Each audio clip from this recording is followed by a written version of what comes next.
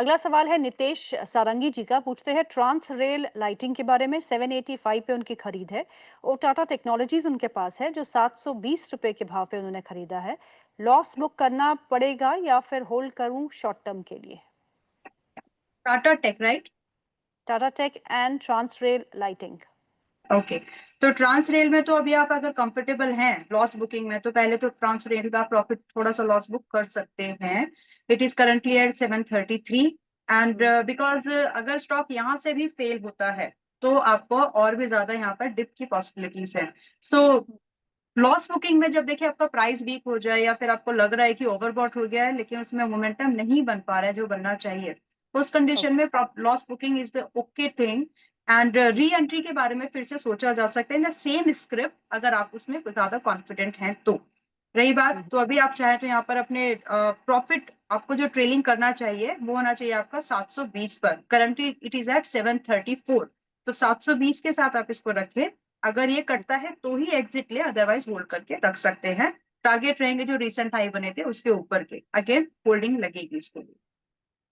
Okay. Next आप पूछ रहे हैं टाटा टेक। तो टाटा टेक में एग्जिट की बजाय आप चाहें तो थोड़ा सा कंफर्टेबल अगर आप हैं, आपके फंड्स आपके पॉकेट के हिसाब से आपके जो भी पोर्टफोलियो का अलॉटमेंट है, तो थोड़ा यहाँ पर आप एक बार एवरेजिंग देख सकते हैं। आई नो आईटी के ऊपर बहुत बड़ी अभी आज के डेट में तो इट्स लाइक बड़ी समस्या ही है।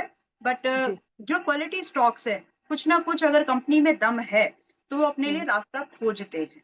And okay. That could be seen in this company. कुछ ना कुछ तो हमको होते हुए आने वाले समय में लगेगा ही। सो इसमें अगर आप कंफर्टेबल हैं टाटा टेक में तो एक एडजस्टमेंट कर सकते हैं, आई मीन एक एवरेजिंग कर सकते हैं 660 के पास में। करंटली इट्स एट 660, 660 70 पर है।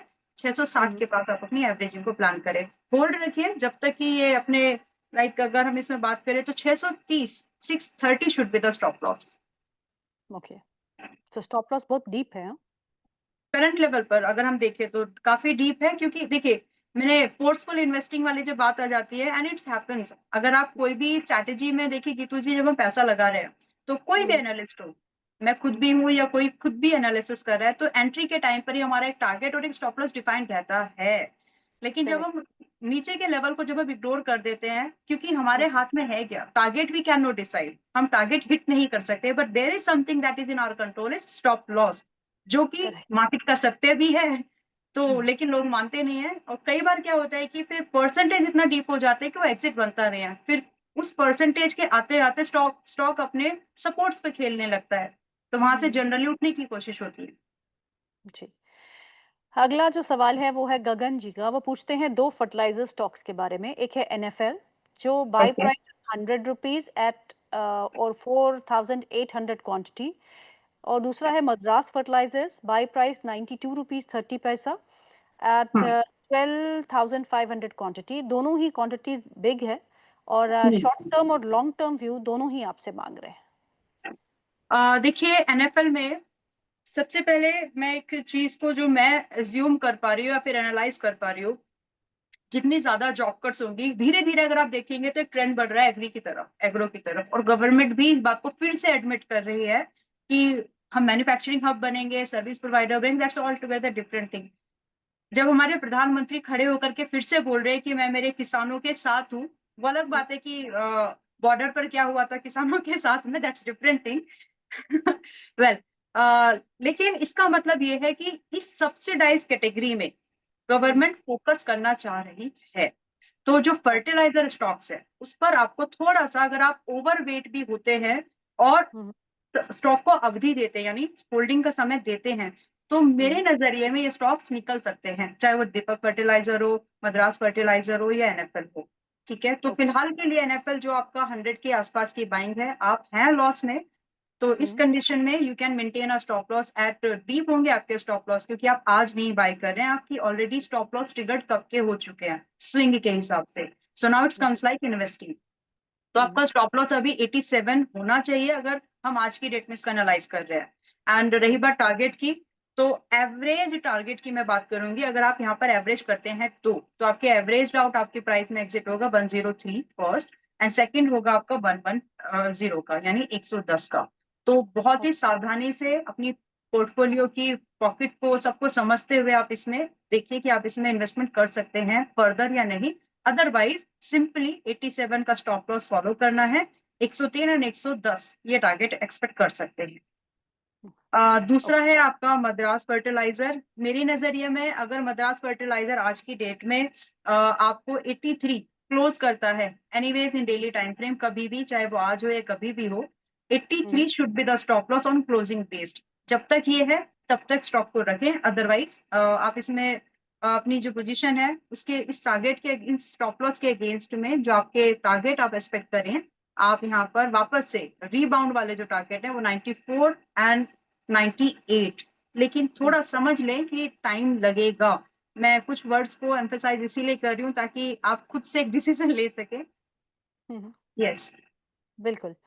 अगला सवाल है शिवकांत ओझा जी का। वो पूछते हैं टोल ब्रोज ऑटो के बारे में। Talbros auto shares at 310 rupees पे लिए हैं, मुझे क्या करना चाहिए? मुझे एक बार प्राइस वापस बता सकती हैं आप? 310। 310। तो ओके, सो प्राइस को देख करके ये समझ में आ रहा है that he is playing around a pattern, जो कि ब्रेकआउट पैटर्न होता है, इनवर्स हेड एंड शोल्डर होता है, ईएमए होता है। There are certain things that I can see on the price.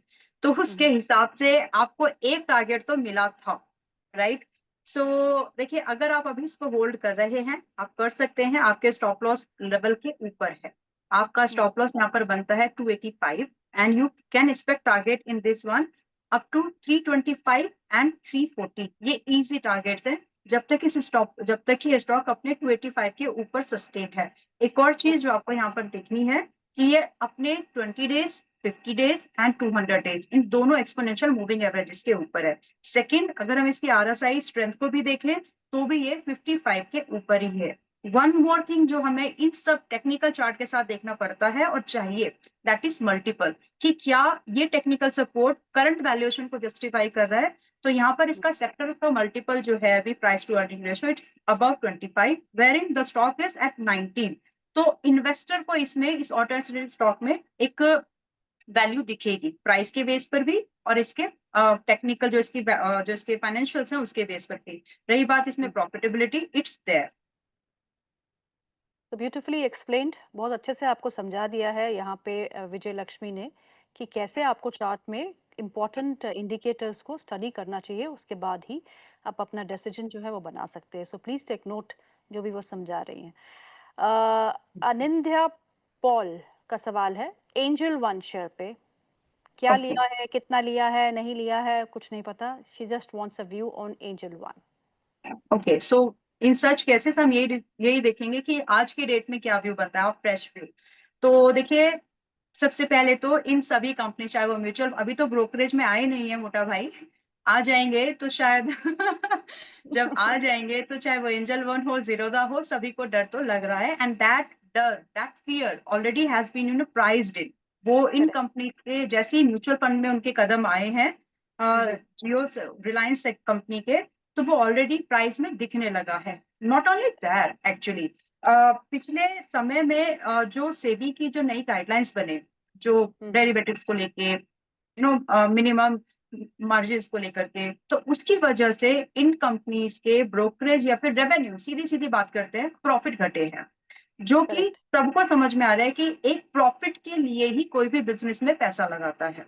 So ji. Current valuation और आने वाले समय में ऐसा कुछ लग नहीं रहा है कि ये बहुत जल्दी रिबाउंड होंगे, जब तक कि वापस से डेरिवेटिव के या तो पुराने वाले क्या बोलते हैं उसको, टैरिफ रूल्स ना आ जाएं, या फिर मार्केट में नए लोग ना आ जाएं, जो कि इम्पॉसिबल सा लग रहा है, क्योंकि लोग धीरे धीरे टफ रेगुलेशंस की वजह से बिटकॉइन अदर चीजों में एक तरफ डाइवर्ट हो रहे हैं।